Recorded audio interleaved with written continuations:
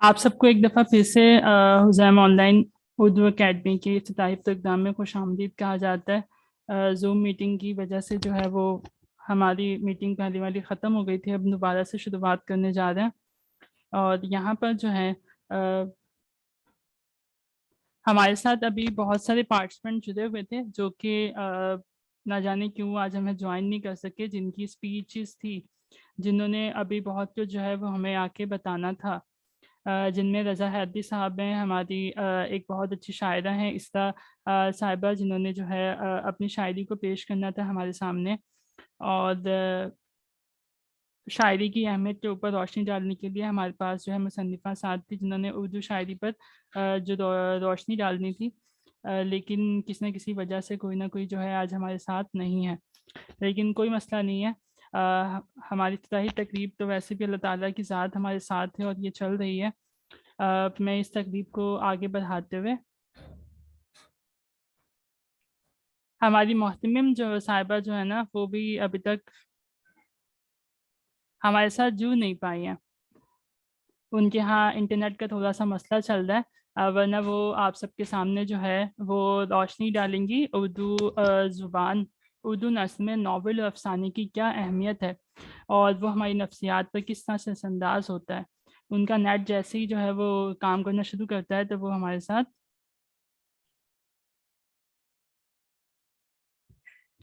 Join کریں گی۔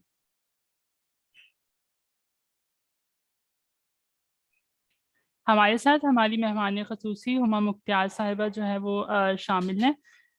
آپ سب حضرات جو کہ میرے دوست جو کہ اس وقت جو ہے میرے ساتھ جڑے ہوئے ہیں، اگر وہ کتاب لکھوانے کے حوالے سے، ایک مصنف کے بننے کے حوالے سے کوئی سوالات ہیں تو وہ ہماری مہمان خصوصی ہما مختار صاحبہ احمد صاحبہ سے پوچھ سکتے ہیں۔ آپ سب کے کوئی بھی سوال ہوں مصنفہ بننے کے حوالے سے، کتاب لکھنے کے حوالے سے، نثر لکھنے کے حوالے سے، تو وہ آپ جو ہے کر سکتے ہیں۔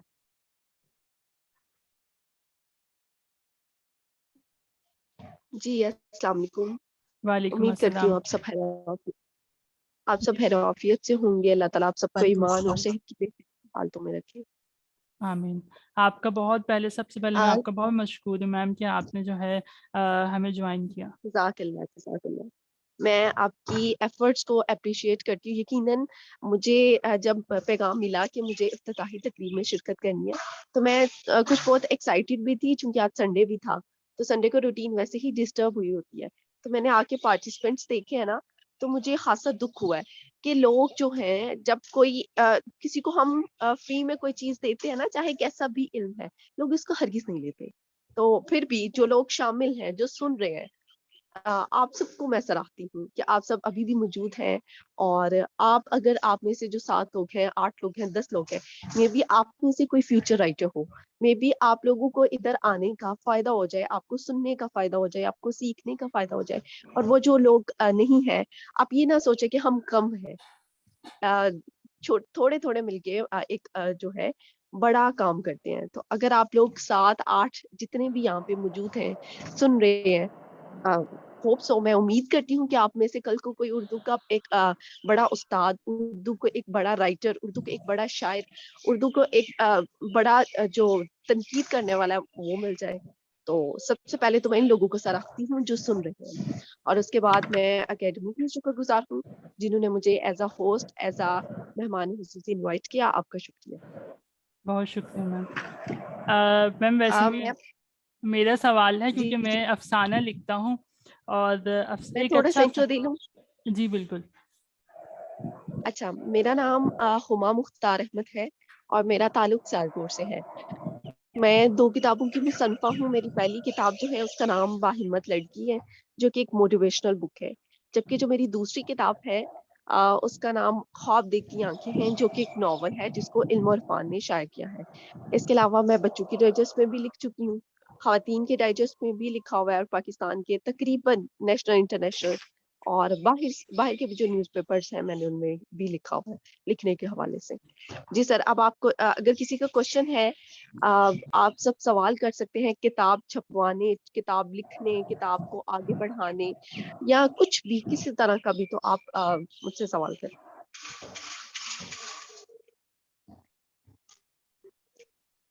میم میں نے ایک ناول لکھا ہوا ہے جو کہ میں چھپوانا چاہتا جی ہوں. جی عشق ستمگر کے نام سے میں نے ایک ناول لکھا ہوا ہے، لیکن مجھے سمجھ نہیں آ رہی کہ میرے لیے کیا پلیٹ فارم ہوگا کہ میں اس کو چھپوا سکوں، کیا پروسیس ہوتا ہے، کیا. جی میں آپ کو بتاتی ہوں.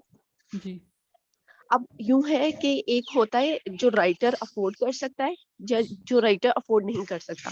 پاکستان میں دونوں ذرائع ہیں، یعنی کہ اگر آپ کے پاس پیسے موجود ہیں کہ آپ اپنی کتاب پہ انویسٹ کر سکیں تو آپ کے پاس وہ بھی سہولت ہے. اور اگر آپ کے پاس پیسے نہیں ہیں، آپ تھوڑا جیسے 4,000 5,000 دے کے آپ اپنی کتاب چھپوانا چاہتے ہیں تو آپ کے پاس وہ بھی سہولت ہے. اب یوں ہے پاکستان میں بہت سارے ادارے ہیں جو کتاب چھپواتے ہیں.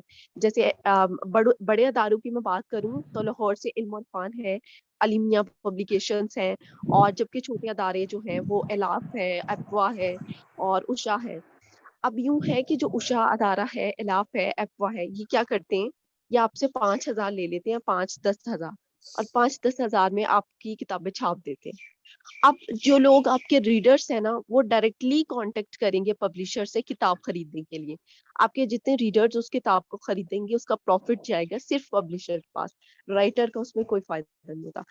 اگر آپ افورڈ نہیں کر سکتے تو یہ بھی آپ نے اپنے ذہن میں بٹھانا ہے کہ آپ کا اس کو چھپوانے کا، شائع کرانے کا کوئی فائدہ نہیں ہے. ادر دین اگر آپ افورڈ کر سکتے ہیں تو آپ اپنی جیب سے 50-60 ہزار لگوائیں، اپنی کتابیں شائع کرائیں، دین آپ اس کو سیل کریں. اچھا یہ میں آپ کو سہولتیں بتا رہی تھی. اب علم عرفان، علیمیہ پبلیکیشن، پاکستان میں بہت سارے ادارے ہیں جن کو آپ کر سکتے ہیں شائع. آپ کو فون نمبرز چاہیے تو میں سارا کو دے دوں گی، سارا سے آپ نمبرز لے لیجیے گا، آپ ان سے کانٹیکٹ کر سکتے ہیں. چھوٹے ادارے بھی ہیں، بڑے بھی ہیں، لیکن بات یہ ہے کہ آپ افورڈ کیا کرتے ہیں، ڈپینڈ یہ کرتا ہے نا رائٹر کے لیے. ورنہ چھپوانا کوئی مشکل بات نہیں ہے. آپ نے اپنا جو ناول لکھا ہے اگر آپ نے اس کو رجسٹر پہ لکھا ہے تو آپ اس کو ٹائپ کریں موبائل پہ. اگر آپ نے اس کو موبائل پہ ٹائپ کیا ہوا ہے دین آپ اس کو کسی کمپوزر کو دیں، جس کے پاس لیپ ٹاپ ہے وہ اس کو کمپوز کرے. کمپوز کہتے ہیں سفید صفحے پہ آپ کا جو لکھا ہوا اس کو چھاپ دینا، یعنی کہ ہم اس کو سافٹ کاپی کہہ سکتے ہیں. تو اس کی سافٹ کاپی تیار کریں، وہ جو پی ڈی ایف ہے وہ آپ پبلشر کو دے کے اپنی کتاب چھپوا سکتے ہیں. صحیح میں بہت بہتر آپ کی رہنمائی کے لیے. بہت اچھے طریقے سے میں جو ہے آپ کی بات سمجھ گیا. آپ فون نمبر جو ہیں وہ سارا یوسف سے شیئر کر دیجیے گا، جی میں جی ضرور انشاءاللہ چھپانا میں چاہوں ان گا. کے ساتھ سارے پبلشنگ ہاؤس کے نمبرز شیئر کر دوں گی تاکہ جی آپ لوگوں کو مدد مل جائے. جی کیونکہ میں نے اس وقت تک جو ہے وہ 3 ناولس لکھ چکا ہوں میں، جو کہ اور صرف چھپوائے نہیں ہیں؟ نہیں چھپائے نہیں ہے. میرا صرف ایک افسانہ پڑھے ہیں کسی نے؟ ہاں پڑھے ہیں، میرے ٹیچرس نے پڑھے اچھا ہیں، اور جو میرے کلاس فیلوز ہیں ان میں سے کافیوں نے جو ہے ان کو پڑھا بھی ہے، پسند بھی کیا ہے، مجھے مشورے بھی دیتے ہیں کہ آپ چھپوائیں ضرور. میرا ایک افسانہ جو ہے وہ تو اردو چھپوانا ڈائجسٹ. ہرگز مشکل نہیں ہے. جی بس کوئی ذریعہ سمجھ نہیں آتا، اسی وجہ سے جو ہے اب تک ان کو رکھا ہوا ہے ایک سائڈ پہ. اچھا اچھا نہیں کوئی مشکل بات نہیں ہے، آپ اس کو کمپوز کرائیں اور آپ جی اس کو پبلشر کو دیں، انشاءاللہ وہ اس کو شائع کر. ہاں بات بس اتنی ہوتی ہے کہ اگر آپ افورڈ کر سکتے ہیں تو آپ زیادہ پیسے لگائیں، اپنی کتابیں تیار کروائیں. جس میں آپ کو مثال سے سمجھاتی ہوں، میری جو پہلی کتاب ہے باہمت لڑکی، تب میں افورڈ نہیں تھی کر سکتی، تب میں خود اسٹوڈنٹ تھی، یونیورسٹی جاتی تھی، میری اسٹوڈنٹ کے وہ یونیورسٹی کے فیسز وغیرہ. تب میں نے کیا کیا تھا کہ میں نے صرف 10,000 دیا تھا ایک ادارے کو، اور 10,000 میں انہوں نے میری 100 کتابیں بنائی تھی. 100 میں سے 10 مجھے انہوں نے دی، باقی 90 جو کتابیں انہیں کے پاس رہی. اب وہ جو مجھے 10 دی تھی وہ تو میں نے بانٹ دی اپنی ٹیچرز میں، اپنی دوستوں میں، کہ بھائی میری پہلی کتاب ہے، یہ لو تحفے کے طور پہ. مجھے اس کا کوئی فائدہ نہیں ہوا. لیکن وہ جو باقی 90 ان کے پاس تھی نا، وہ جو میرے ریڈرز تھے انہوں نے ڈائریکٹلی ان سے خریدی. اب بک رہی تھی کتاب، بک رہی تھی، لوگ اس کو پڑھ رہے تھے، لیکن مجھے کیا گلٹ تھا کہ میں اگر زیادہ پیسے انویسٹ کر لیتی تو خود بیچتی تو مجھے پروفٹ تو ہوتا نا، مجھے پروفٹ نہیں ہوا. جبکہ میری دوسری کتاب ہے اس میں نے انویسٹ کیا 50 سے 60 ہزار، اور انویسٹ کر کے وہ اس کی سیلنگ جو ہے وہ 1,20,000 1,30,000 اتنی ہو گئی. یعنی کہ جو میں نے پیسے لگائے وہ، اور جو اوپر پروفٹ ہے وہ مجھے واپس مل گیا. تو بات صرف اتنی ہے کہ اگر آپ کی پہلی کتاب ہے تو آپ انویسٹ نہ کریں، کیونکہ جیسے میری پہلی کتاب تھی، میں بھی میں تب افورڈ بھی کر سکتی، لیکن مجھے یہ نہیں تھا پتا میرے پاس ریڈرز ہیں یا نہیں. ایک رائٹر کو پہچان اس کی پہلی کتاب دلاتی ہے، وہ چاہے بکے چاہے نہ بکے، چاہے دراز میں پڑی رہ جائے، لیکن جب ایک بندہ ایک کتاب کا لکھاری بن جاتا ہے نا، تو وہ خود بخود ہی اس کی پہچان بن جاتی ہے، کوئی اس کو پڑھے نہ پڑھے۔ آج کل تو سوشل میڈیا کا دور ہے، آپ ایک اسٹیٹس لگاتے ہیں بھائی میں رائٹر بن گئی ہوں، میری کتاب چھپ گئی ہے، لوگ آپ کو رائٹر سمجھنا شروع ہو جاتے ہیں۔ ہاں پہلی کتاب آپ کی کوئی نہیں خریدے گا، کوئی اس پہ توجہ نہیں دے گا، پڑھنے والے اس کو پڑھ بھی لیں گے جو سنسیئر لوگ ہیں، جی اور باقی جو آپ کی دوسری کتاب، اصل پہچان آپ کو آپ کی دوسری کتاب دلاتی ہے۔ صحیح میم، تو ٹھیک، پہلی کتاب پہ کم انویسٹ کر لیں، میں آپ کو یہی مشورہ دوں گی جی کہ آپ ہاں تھوڑے سے پیسے لگا کے آج کل تو ایسے 5، میں نے تب 10,000 لگایا تھا، آج 5,000 کا دور ہے، 5,000 دیں اور اپنی کتابیں شائع کرائیں، 5 آپ کو دیں گے، باقی وہ اپنے پاس رکھ کے اس کو سیل کریں گے۔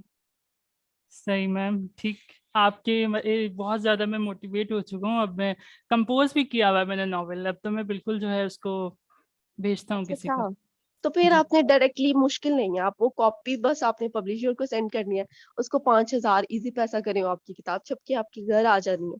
صحیح میم، ٹھیک، میں یہ کرتا ہوں، سب سے پہلا کام اب یہی کرتا ہوں میں۔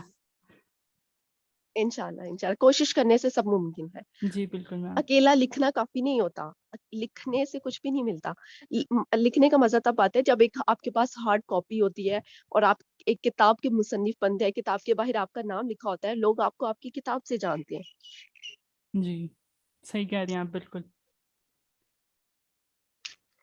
جی میں جی، نے نیکسٹ اگر کسی کا کوشچن ہے تو آپ، جی جی سر پوچھیں۔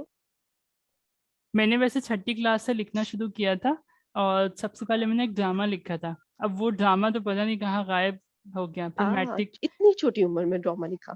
جی میٹرک کلاس میں اپنا پہلا ناول لکھا تھا، ایک کوئی بہت ہی پرانی مووی سی 90s کی، اس اچھا کو اچھا، دیکھ کر اس سے لیکن امپریس ہو کر۔ ڈرامہ کی سٹیج جو ہے نا، جی ڈرامے کی سٹیج پہلی نہیں ہوتی، ڈرامے کی سٹیج ہمیشہ آخری ہوتی ہے، یعنی اگر آپ نے ایک رائٹر بننا ہے نا، تو آپ کی پہلی سٹیج ہے آپ سمپل ایک تحریر لکھ دیں۔ تحریر کا مطلب یہ ہوتا ہے اپنے دل کے خیالات جی لکھ دیں، وہ کچھ بھی ہے، احساس کمتری ہے، نعمت ہے، شکر ہے، عنوان لیں اور اس پہ لکھ دیں، سیدھی سیدھی باتیں، بالکل سیدھی سیدھی باتیں۔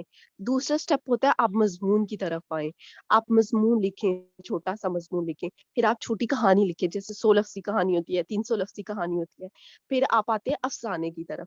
افسانہ جو ہے وہ کہتے ہیں نا ادب میں، اگر آپ نے 4 چاند لگانے ہیں نا اپنے لکھے کو، تو افسانہ لکھیں۔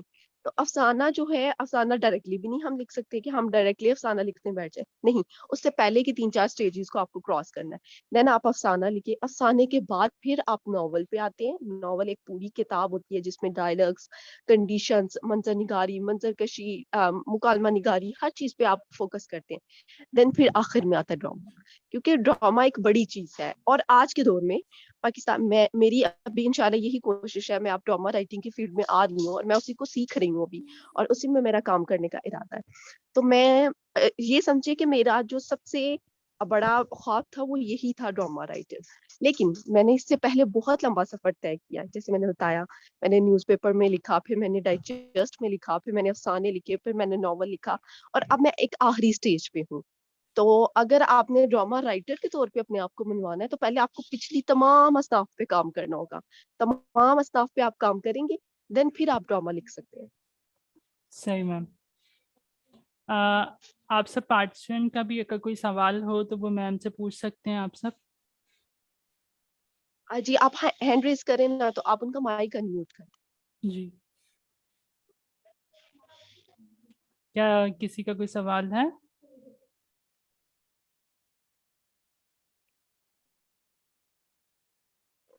السلام علیکم میم۔ وعلیکم السلام۔ میم کیسی ہیں آپ؟ الحمدللہ میں ٹھیک ہوں، آپ کیسی ہیں؟ میں بالکل ٹھیک الحمد للہ۔ میم ہمارا سوال یہ ہے کہ جب ہم اپنی کتاب پبلشر کو دیں، ناول یا افسانہ وغیرہ، جی جی، تو میم اس میں پلاٹ ہوگا یا پھر اس کا اختتام یا ٹریجڈی کہانی یا کوئی بھی ایسا کوئی نقص ہو، تو کیا ہماری کتاب ریجیکٹ ہو جائے گی؟ دیکھیں یہ نقص پبلشر کا کام نہیں ہے اس نقص کو نکالنا، یہ نقص بعد میں نکلے گا، کتاب شائع ہونے کے بعد جب ریڈر اس کو پڑھیں گے تب یہ نقص نکلیں گے، نہ تو پبلشر نقص نکالے گا، رائٹر خود اپنے نقص نکال نہیں سکتا. ہاں آپ یہ کر سکتی ہیں کہ آپ اپنا پورا ناول جب آپ لکھیں آپ اس کو صفحات پہ لکھ کے یا PDF کے فارم میں لکھ کے کسی بڑے بندے کو دے دیں, کسی کتاب رائٹر کو جس نے ناول لکھا ہوا ہے, یا کوئی اپنا استاد, یا کوئی اچھی دوست جس کی وہ رائٹنگ سکلز اچھی ہوں, جس کی ریڈنگ سکلز اچھی ہوں, آپ اس کو پڑھنے کو دیں. پھر وہ آپ کو بتائے گا نہیں کہانی یہاں سے الجھ رہی ہے, کہانی کا اختتام اچھا نہیں ہے, اس کردار کے ساتھ غلط ہوا, اس کردار کے ساتھ ایسا نہیں ہونا چاہیے تھا. تو جب رائٹر کے علاوہ اور کوئی بندہ اس کہانی کو پڑھتا ہے تو وہ اس کا تنقیدی, ہاں کیا تنقیدی جائزہ لینا ہم اس کو کہہ سکتے ہیں. آپ کسی کو کہیں کہ یہ میری کتاب ہے, اس کا تنقیدی جائزہ لکھ کے مجھے بھیج دیں, وہ آپ کی پوری کتاب کو پڑھے گا, جو جو اس میں نقص ہیں وہ آپ کو بتائے گا, دین آپ اس کو ٹھیک کریں گی, پھر آپ اس کو پبلشر کے پاس بھیجیں گی. لیکن اگر آپ کے پاس ایسا کوئی بندہ اویلیبل نہیں ہے, پھر یہ نقص ریڈرز نکالیں گے جب وہ کتاب کو پڑھیں گے. وہ پھر آتے ہیں نا کمنٹس کتاب پڑھنے کے بعد کہ کتاب بہت جی اچھی میم. ہے, کتاب میں جی کتاب میں یہ مسئلہ ہے, نہیں مجھے تو اختتام پسند نہیں آیا, وہ فلاں کردار کے ساتھ غلط کیا آپ نے, فلاں کردار کے ساتھ ایسا نہیں ہونا چاہیے تھا. پھر اس طرح کی چھوٹے چھوٹے نقص ریڈرز نکالتے ہیں. لیکن بہتر یہ ہے کہ آپ چھپوانے سے پہلے اپنی کتاب کو کسی 1-2 بندے کو پڑھا لیں. جی میم آپ سے ایک مشورہ چاہیے تھا ہمیں. جی ضرور پوچھیں. میم ہم چھوٹی چھوٹی تحریریں لکھتے ہیں, مطلب بہت پورا اثر ہوتی ہیں وہ, تو کیا ہم انہیں کتابی شکل دے دیں؟ بالکل آپ اسے کتابی شکل دے سکتے ہیں. دیکھیں رائٹر کا اختیار ہے, وہ کچھ بھی شائع کرائے, اس کے لفظ جی ہیں, لفظ آپ کی امانت ہے, لفظ جو ہے جی وہ آپ کی سلطنت ہے, آپ اس سلطنت کو بیچیں, کھائیں, کچھ بھی کریں. آپ اگر جی نظمیں لکھ رہے ہیں اس کو کتابی شکل میں لائیں, اگر آپ چھوٹی چھوٹی تحریر لکھ رہے ہیں, تحریر تو جی چھوڑے, جی اگر آپ چھوٹے چھوٹے قول لکھ رہے ہیں, اقوال جو ہوتے ہیں ڈیلی اقوال, ہوں یعنی 1.5 لائن کے آپ روز کا ایک اقوال لکھ رہے ہیں, اور سال کے بعد وہ اتنے زیادہ آپ کے اقوال اکٹھے ہو گئے, تو آپ اس کو بھی کتابی جی شکل میں لا سکتے ہیں. اگر آپ چھوٹی چھوٹی تحریر لکھ رہے ہیں تو آپ اس کو بھی کتابی شکل میں لا سکتے ہیں. آپ جو بھی لکھتے ہیں آپ ہر چیز کو کتابی شکل میں لا سکتے ہیں, اور ہر ادارہ اس کو شائع کرے گا. کوئی ادارہ اس کی منافی نہیں کرے گا کہ ہم اس کو شائع نہیں کریں گے. میم بہت بہت شکریہ. میم کیا ہم آپ سے رابطہ کر سکتے ہیں پھر؟ مجھ سے رابطہ جی ضرور آپ کر سکتے ہیں. جی میم بہت بہت شکریہ. جزاک اللہ. بہت شکریہ جویریہ صاحبہ کے سوالات تھے یہ, کچھ میم سے بہت ہی اہم کوشچنس انہوں نے نقطوں پر سوالات کیے. اب آپ میں سے جو موجود ہیں ہمارے آمنہ, زینت, غلام علی, کیا آپ کے کوئی سوالات ہیں تو آپ میم سے پوچھ سکتے ہیں. اگر سوالات نہیں ہیں تو ہم جو ہے اپنے اس سلسلے کو آگے بڑھاتے ہیں. میرے خیال سے ہماری جو اکیڈمی کی محتمم ہے سارہ یوسفزئی صاحبہ, وہ ہمارے ساتھ جو ہے جوائن ہو چکی ہیں. تو اب میں اپنی تقریب کو آگے بڑھاتا ہوں. اور اس سے پہلے جو ہے میم ہما مختار صاحبہ کا بہت بہت دوبارہ سے شکر گزار ہوں کہ انہوں نے جو ہے ہمارے تمام سوالات کے بہت بہترین انداز میں جو ہے جواب دے کر ہمیں موٹیویٹ کیا. جزاک اللہ. میری دعا ہے کہ اللہ تعالیٰ آپ نے جو قدم اٹھایا اللہ تعالیٰ آپ کو اس میں کامیاب کرے. یہ اچھا قدم ہے, اردو کی ترویج و اشاعت کا یہ بہت اچھا قدم ہے. اللہ تعالیٰ آپ سب کو کامیاب کرے اس میں. آمین ثم آمین. بہت شکریہ میم. ہندوستان, جیسا کہ آپ سب جانتے ہیں کہ ہندوستان ایک ایسا خطہ ہے جہاں باہر سے آنے والی اقوام نے آ کر اپنی حکومت اور تہذیب قائم کی. زبان پر بھی جس کا اثر ہوا اور ادب میں نئی نئی اصناف داخل ہوئی. آریان اپنے ساتھ زبان سنسکرت اور اس کی تہذیب کو لے کر آئے. مسلمان فارسی اور اس کی تہذیب کو لائے, جن کے آنے سے وہ زبان جسے ہزاروں سالوں میں بن کر ابھرنا تھا وہ جلد منظر عام پر آ گئی. اسی طرح جب انگریز آئے تو ان کے ساتھ اس خطے میں مغربی تہذیب داخل ہوئی. اردو ادب میں یہ وہ دور ہے جسے نشاط الثانیہ کہہ کر پکارا جاتا ہے. ہمارے اسلاف نے انگریزی زبان سے بہت ساری اصناف مستعار لیں, جن میں ناول اور افسانہ بھی شامل ہیں. اس سے پہلے اردو ادب کے پاس داستانوں کا بڑا ذخیرہ موجود تھا. داستانوی ادب کی اہمیت اپنی جگہ مسلم ہے, لیکن ناول اور افسانے نے نہ صرف کہانی کو زندگی سے قریب کیا بلکہ اسے زندگی کا آئینہ بھی بنایا. شاعری میں جہاں شاعر ڈھکے چھپے الفاظ میں زندگی کے حقائق کو بیان کرتا ہے, لیکن نثر میں اس کی کوئی قید نہیں ہے. ناول کو زندگی کا آئینہ کہا جاتا ہے. اور اسی طرح افسانہ بھی زندگی کے کسی ایک پہلو کی تصویر کو پیش کرتا ہے۔ شاعری کی طرح کہانی یعنی ناول افسانہ بھی انسانی نفسیات پر اثر انداز ہوتا ہے۔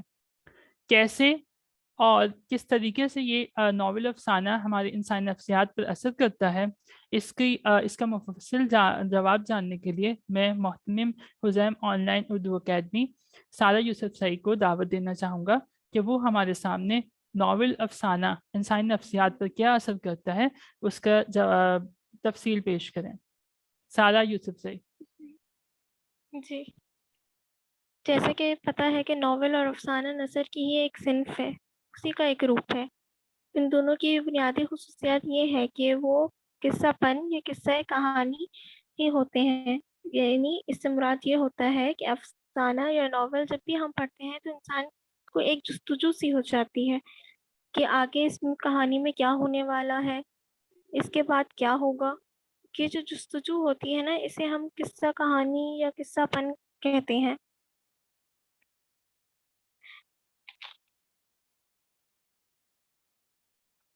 اور آج کا دور اتنا مصروفیت کا دور ہے، لوگ بہت کم ہیں جو وہ کتابوں کو پڑھنا چاہتے ہیں، ورنہ سارا وقت آج کل تو موبائل پہ ہی صرف ہو جاتا ہے۔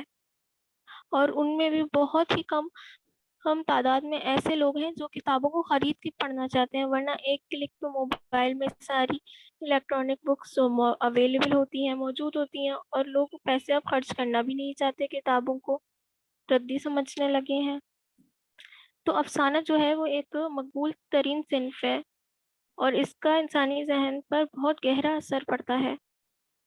افسانے میں صرف ایک کہانی ہی کو بیان نہیں کیا جاتا، بلکہ اس کہانی کے ساتھ ایک سبق بھی ہوتا ہے جو افسانہ ختم ہونے کے بعد بھی ہمارے ذہنوں میں رہ جاتا ہے، اور ہم جو سبق اس سے سیکھتے ہیں وہ اپنی زندگی میں کبھی نہیں بھولتے۔ حقیقتوں سے ہمیں کنار کرواتا ہے، ہماری آنکھیں کھولتا ہے، ہمیں غور و فکر کرنے کی عادت ڈالتا ہے۔ ان کو پڑھنے سے ہمارا مشاہدہ بھی تیز ہوتا ہے، ہم ہر چیز کو ایک نئے رنگ سے دیکھنا شروع کرتے ہیں اور اپنی زندگی کو افسانوں میں سمیٹ کر رکھ لیتے ہیں کہ اگر اس افسانے میں ایسا ہوا تھا تو اس کو نقصان ہوا، ہمیں اپنی زندگی میں ایسا نہیں کرنا۔ ایک نئے زاویے سے ہم ہر چیز کو دیکھتے ہیں۔ آخر میں بس میں اتنا کہنا چاہوں گی کہ ناول اور افسانے ہمارے ضرور پڑھنے چاہیے۔ اس سے ہماری ایک تو فراغت بھی دور ہو جاتی ہے، ایک ہم صحیح جگہ اپنا فارغ وقت لگا رہے ہوتے ہیں، اور ساتھ ساتھ زندگی کو ہم صحیح معنوں میں سمجھ سکتے ہیں۔ اس سے اچھائی برائی میں فرق پیدا ہوتا ہے، سچ اور جھوٹ میں بھی فرق کرنا ہم سیکھ جاتے ہیں۔ شکریہ۔ بہت بہت شکریہ سارہ یوسف سعید کا، جنہوں نے ہمارے سامنے ناول افسانے کی انسانی نفسیات پر جو اثر ہوتا ہے اس کے بارے میں روشنی ڈالی۔ دنیا میں کسی بھی زبان کی ادب کی شروعات شاعری سے ہوتی ہے۔ یونانی ادب کو دیکھ لیں، اس میں ابتدائی ادب منظوم شکل میں موجود ہے۔ آج تک کوئی بھی محقق اور نقاد شاعری یا شعر کی کوئی حتمی تعریف پیش نہیں کر سکا۔ ہر ایک نے اپنے اپنے طور پر شاعری کی تعریف بیان کی ہے۔ جیسا کہ دنیائے ادب کے پہلے ناقد افلاطون شاعری کو عالم امثال، یعنی وہ علم جسے خدا کے سوا کسی کے پاس بھی نہیں ہے، کی نقل قرار دیتے ہیں، جبکہ ان کے شاگرد رشید ارسطو کہتے ہیں کہ شاعری نقل ضرور ہے، مگر اس کی نقل کے ذریعے میڈیم وہ جگہ جس کے نظریے مختلف ہونے کی وجہ سے شاعری اپنی اصل کی صورت اختیار کر لیتی ہے۔ شاعری انسانی زندگی پر، انسانی نفسیات پر اثر رکھتی ہے۔ یہی وجہ ہے کہ آج تک شاعری کی اہمیت بہت زیادہ ہے۔ مس اریبہ شیخ صاحبہ ہمارے ساتھ موجود ہیں، جو کہ اردو شاعری انسانی زندگی پر شاعری کا جو اثر ہے اس کے بارے میں ہمارے سامنے خطاب پیش کریں گی۔ میں دعوت دیتا ہوں مس اریبہ صاحبہ کو۔ السلام علیکم۔ سب سے پہلے کیا میری آواز آ رہی ہے؟ جی بالکل آپ کی آواز آ رہی ہے۔ وعلیکم السلام۔ اوکے، میرا جو مضمون ہے آج کا وہ ہے انسانی زندگی پر شاعری کا اثر۔ تو اگر ہم سب سے پہلے شاعری کی بات کریں تو شاعری میں ہمارے یہاں دو مغالطے جو ہے بہت زیادہ راسخ ہیں. ایک تو یہ کہ شاعری بہت آسان کام ہے، اور دوسرا یہ کہ اس کے لیے کوئی کسی دستگاہ کی ضرورت نہیں ہے، اور نہ ہی کسی مشاہدے کی ضرورت ہے، اور نہ ہی زندگی کو تجربے کی بھٹی میں جھونکنے کی اذیت، بلکہ یہ سمجھا جاتا ہے کہ شاعری کا تنقیدی مطالعہ تو محض ایک وقت کا ضیاع ہے، اور یہ بھی کہا جاتا ہے کہ مطالعہ کرنے سے دوسروں کے اثرات پڑنے کا خطرہ بھی ہوتا ہے.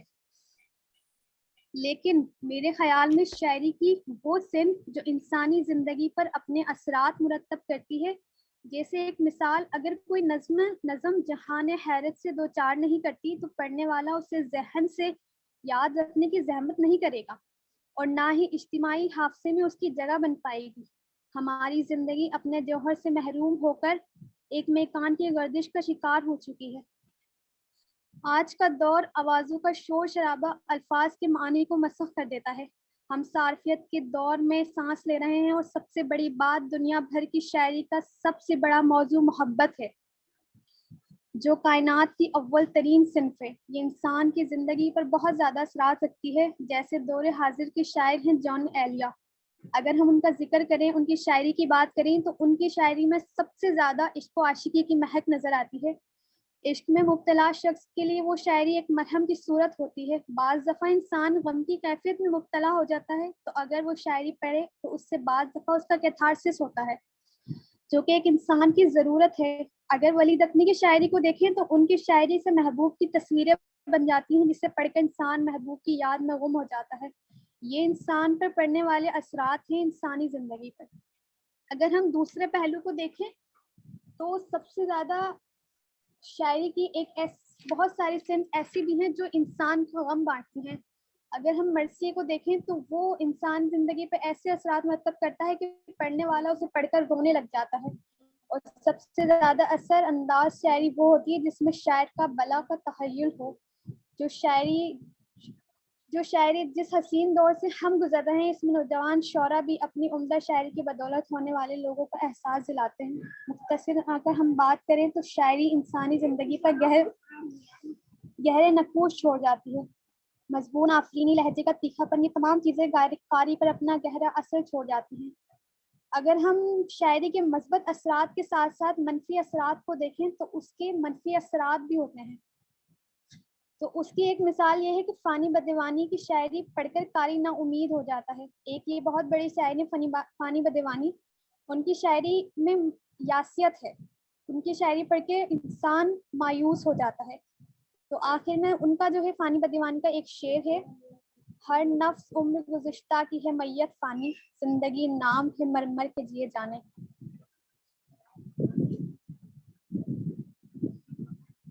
بہت بہت شکریہ مس حریبہ شیخ صاحبہ ہمارے ساتھ تھی، جنہوں نے ہمارے سامنے جو ہے وہ اردو شاعری کا انسانی نفسیات پر کیا اثر ہوتا ہے اس کے اوپر روشنی ڈالی.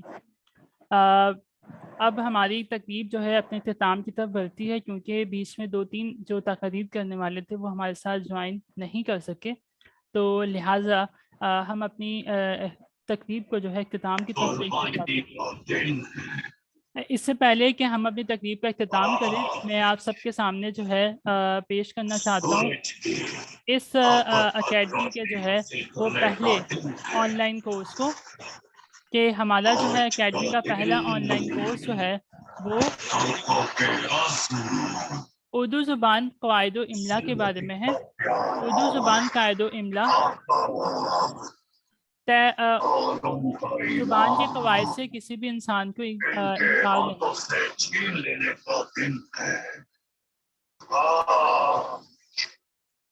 چنگیز خان کے خون سے آئی گئی کھاد اور ہڈیوں والے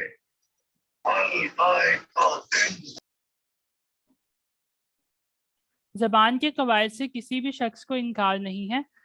ہر زبان اپنے اپنے قواعد رکھتی ہے، اور اگر ہم کوئی نئی زبان سیکھنا چاہتے ہیں تو اس کے لیے ہمارے لیے یہ ضروری ہو جاتا ہے کہ ہم جو ہے زبان کے قواعد سے آگاہی حاصل کریں. اور جس طریقے سے اردو جو ہے وہ اس وقت جو ہے ایک بین الاقوامی زبان بن چکی ہے، اس کا درجہ اختیار کر چکی ہے، تو لہٰذا ہمارے لیے بہت ضروری ہے کہ ہم اپنی زبان کی بہتر ترویج کے لیے، بہتر لکھاوٹ کے لیے اپنی زبان کے قواعد سے آگاہی حاصل کریں۔ تو اسی سبب سے جیسا کہ حزیم آن لائن اردو اکیڈمی کا مقصد جو ہے ادب کی صحیح ترقی، اس کی صحیح ترویج کرنا ہے، تو لہٰذا اسی مقصد کو اپنے سامنے رکھتے ہوئے حزیم آن لائن اردو اکیڈمی جو ہے اپنا پہلا کورس جو متعارف کروانے جا رہی ہے وہ اردو زبان قواعد و املا کا کورس ہے۔ یہ کورس جو ہے ہائر ایجوکیشن کمیشن اسلام آباد کی جانب سے جاری کردہ نصاب کے عین مطابق ہوگا۔ ہفتے میں 2 دن جو ہیں وہ اس کی کلاسز دی جائیں گی۔ آپ سب میں سے کوئی بھی حضرت جو کہ آن لائن جو ہے لائیو اس کورس کی کلاس لینا چاہے وہ بھی ہم سے واٹس ایپ کے ذریعے رابطہ کر سکتا ہے۔ اس کو جو ہے لائیو کلاسز بھی دی جائیں گی۔ اس کے علاوہ ہمارے مقاصد جو ہیں وہ بہت زیادہ بڑے ہیں، اور میں آپ سب سے درخواست کروں گا کہ آپ سب کی بھرپور کوشش بھی ہمارے ساتھ ہونی چاہیے تاکہ ہم اپنے مقاصد میں جو ہے وہ کامیاب ہو سکیں۔